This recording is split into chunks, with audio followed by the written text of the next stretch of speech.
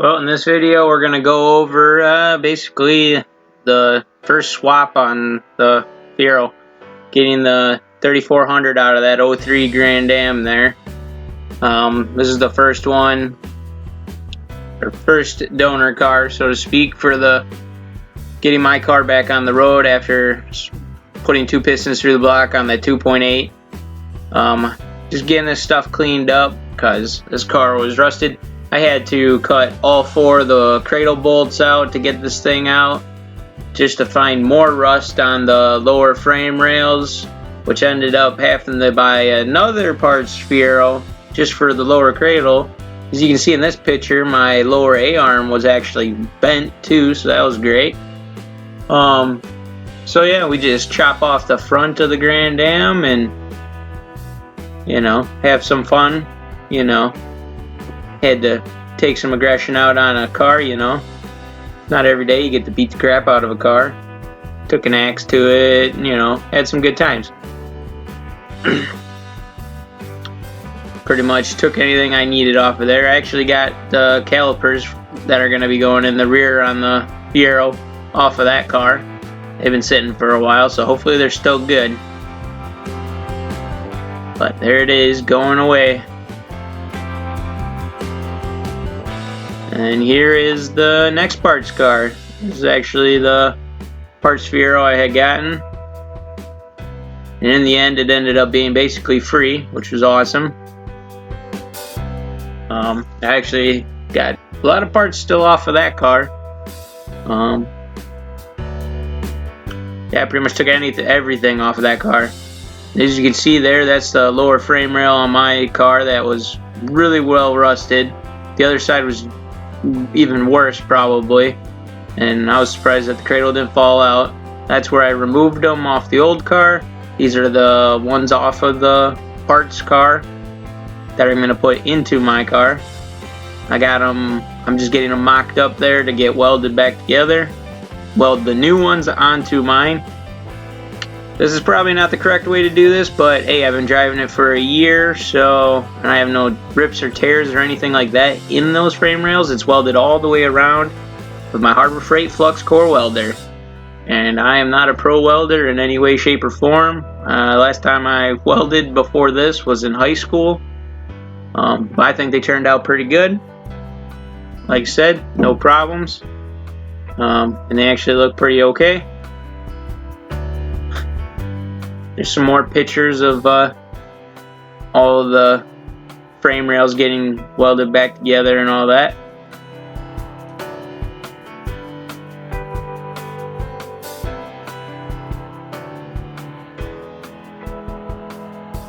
Alright, and then I got the motor up on that like little makeshift stand that I have.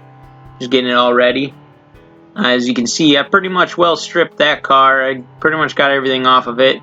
Then what we do with our parts cars is we pretty much fill them up with junk, and then the junkyard can come get them. And I'm throwing out my junk 2.8. That motor had gotten two pistons through the block, so I pretty much took anything that was worth value off of that.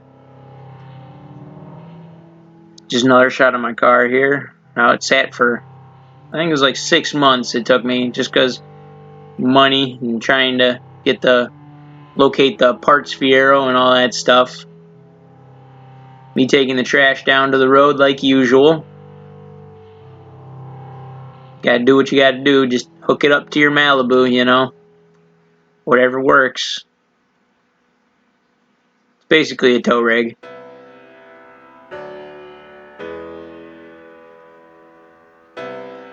And this is showing off I actually got a really good deal on these stealth wing stands.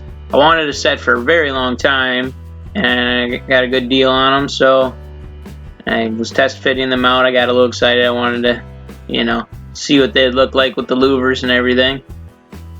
Fortunately, I don't have those no more. I actually sold them to pay for some other stuff on this car, but it's alright. I don't have a wings mount anymore. That's the belt routing I went with, I think. Yeah, in the end, that's the belt routing I went with. That was the first time I ever had a stud extractor. I had two bolts that were broken on the back exhaust manifold, and I actually got both of them out with no problems, which was crazy in my opinion. This is one of the things you have to modify when you're doing a 3400 swap, and the crossover pipe you have to re-weld it so that way the shifter cables and all that stuff clear. And I actually managed to redo it without having to add any pipe. This was all just pipe that I cut out of the crossover pipe that was already there. I heat wrapped it because it does get really close to those cables, and I don't want to mess up those cables. I do need to get new cables because my cables are pretty messed up still. But yeah, this is how it's coming along with everything getting exhaust wrapped. Just another shot there of the exhaust wrap that's on the back side. I think we're getting close to getting it back in the car here. Man, I do not miss those wiring days. That's actually, I think that's like a shot of, basically that's what I was working under when I was welding. Getting everything lined up. Got the tire there to push it underneath. This is how I plumbed up my fuel. Got AN6 line running all the way up and around.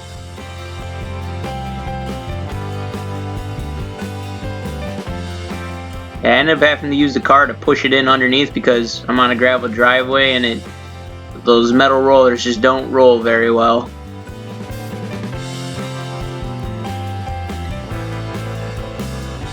There it is. Probably like the first picture I have of it sitting in the engine bay. It's awesome to see. That was really cool. Cool experience. I've never really done too much. This is probably the first time I ever really got crazy with the car.